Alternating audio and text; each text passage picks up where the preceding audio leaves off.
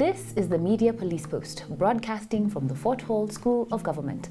In this show, we police the state of truth in the Republic. And because truth is communicated to us by journalists and analysts, we have made it our civic duty to put it to the test. We advance from two confirmed truths about the media. One, and according to Roger Stone, the media is either lazy or evil. And for the most part, it is both evil and lazy. That is why the truth, their truth, must be put to a test. And two, that journalism is verified gossip. In fact, what is presented to us as news analysis is gossip that has been verified by journalists. This gossip has to be ground-truthed. We will assess the state of truth in what they submit to the Republic, and we will pass verdict on what is true and what is not. For the record, we are not journalists, we are thinkers. We are not lazy or evil, and we do not verify gossip. What we give you is the truth that sets you free. On today's show, we will discuss ideas that reflect unformed and uninformed opinions, and ideas that made you stupid. Narratives that fell into the cognitive trap of we see things as we are, not as they are. Narratives based on conjecture, history, and those that smack of envelope journalism. Karibu, Ms. K and AX. Thank you so much. Thank you. First of all, we'd like to wish you all a prosperous new year. But we'd like to wish this especially to Senator Mithika Linturi. So today we need to educate the country, and we will do it using the Linturi Madoadoa fiasco in Eldoret. The question we will beg is this: was it a fiasco or was it deliberate? We ask this question because the Madoadoa affront was executed with smooth criminality. And as Mark Twain taught us, history doesn't repeat itself. It often rhymes. What we saw in the Madoadoa fiasco was a rhyme that is invisible to the naked eye. Let me explain. Linturi was a political gun for hire working for an agent of the subsystem. That is the hypothesis. And the premise of the hypothesis is the cui bono question. Who benefits from the Linturi fiasco? The beneficiary is the one who hired the Linturi gun. Why do I say so? The world congregated in Eldoret. Yep.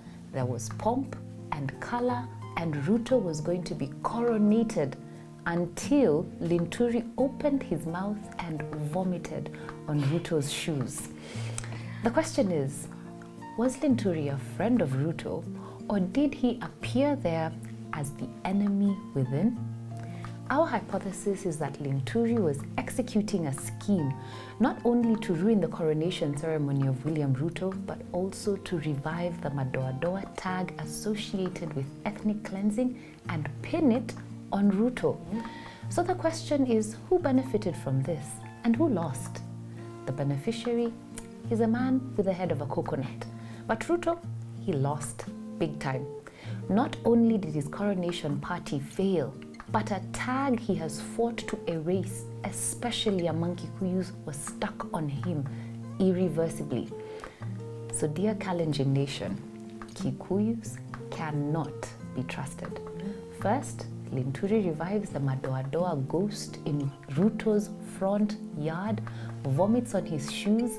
Then another Kikuyu by the name of Gachagua calls a Kenyan Indian Madoadoa and says he should be deported to Punjab, all in the same rally.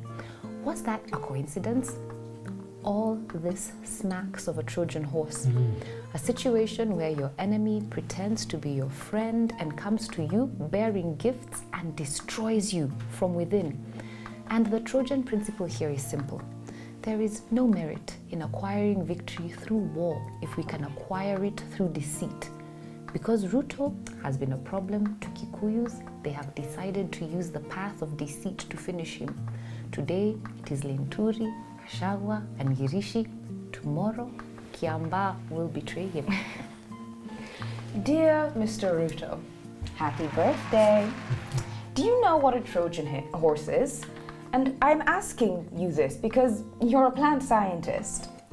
Once upon a time, Greece had laid siege to the city of Troy for about a decade. The Greek armies tried and tried to take the independent city, but they couldn't break through the walls. Finally, after a decade of failure, the Greeks developed a strategy. They constructed a huge wooden horse and hid an elite squad of soldiers inside of it. Meanwhile, the rest of the Greek army made a huge display of breaking down their camps and pretending to sail away. The fleeing army left the giant wooden horse at the gates of the city of Troy as a gift. The Trojans were initially skeptical of this outrageous gift, but after much debate, the Trojans pulled the wooden horse into the city as a trophy. They believed they had won the war by standing their ground, defending their walls, and holding the Greeks at bay for a decade. That night, the squad of soldiers inside the horse crept out of the structure and opened the city's gates for the rest of the Greek army who had pretended to sail away. The Greeks successfully broke into the city gates and took over the city. Now, dear Mr. Ruto, happy birthday again. The Kikuyus have been called Madoadoas from 1963. The Kisis and the Luos have also been called Madoadoas in the Rift Valley. And like the Greek, they have fought a losing battle for decades against this Madoadoa threat. But this time round, they have devised a strategy. They have sent you a gift, a Trojan horse called the Hustler Nation. You have invested all your energies in it. Maybe you have even sold property to romance this horse. But what you don't realize is that inside this horse is the elite god that will destroy you.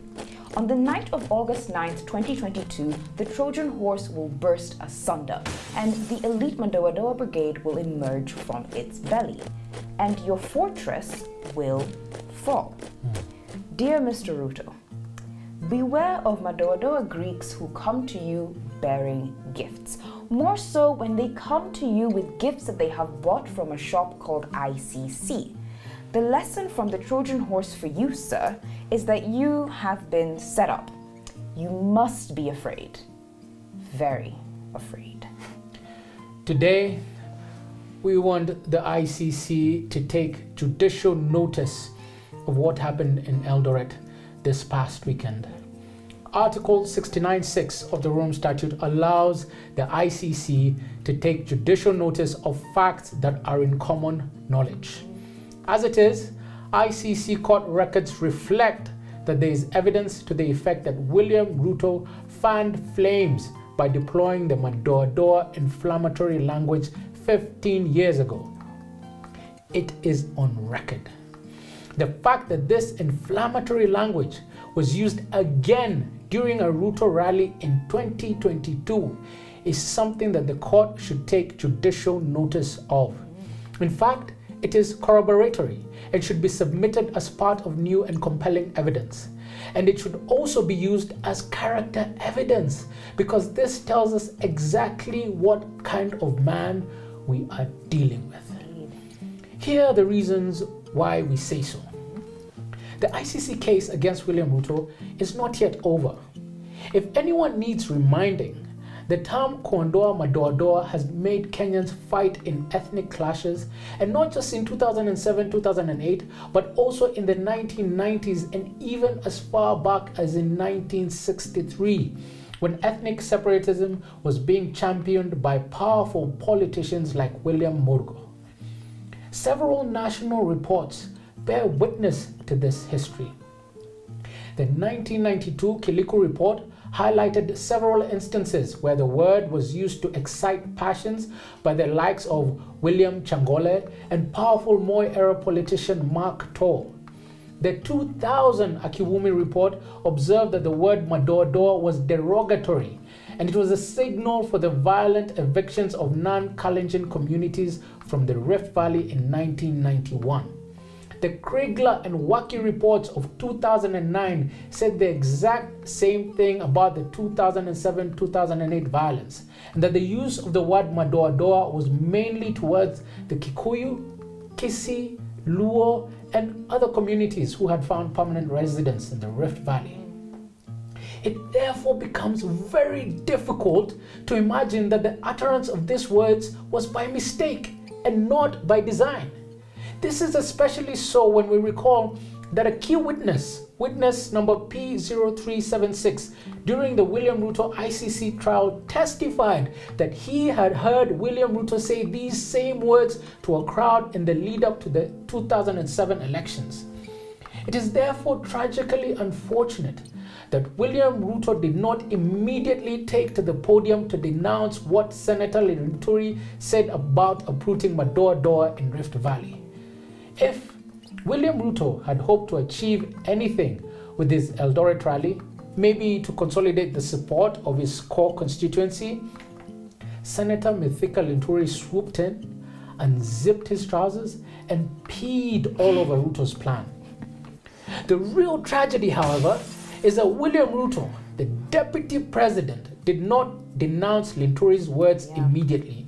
The holder of the second most powerful office in the land did not intervene when a mammoth crowd was being incited with inflammatory words in his presence and in his name.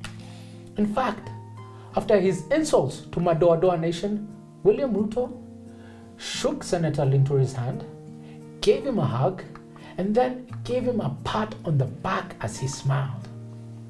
This was either a sign of approval or agreement. And also, while LINTURI was speaking, Oscar Sudi was standing behind him and nodding in agreement as LINTURI said the things he said. This is why we must serve ICC with judicial notice. If the world had been served with judicial notice when the Hutus called the Tutsis Madoa Doa, cockroaches, inyenzi, kwekwe, kwere kwere, the genocide that killed 1 million people would not have happened. ICC, you are on notice.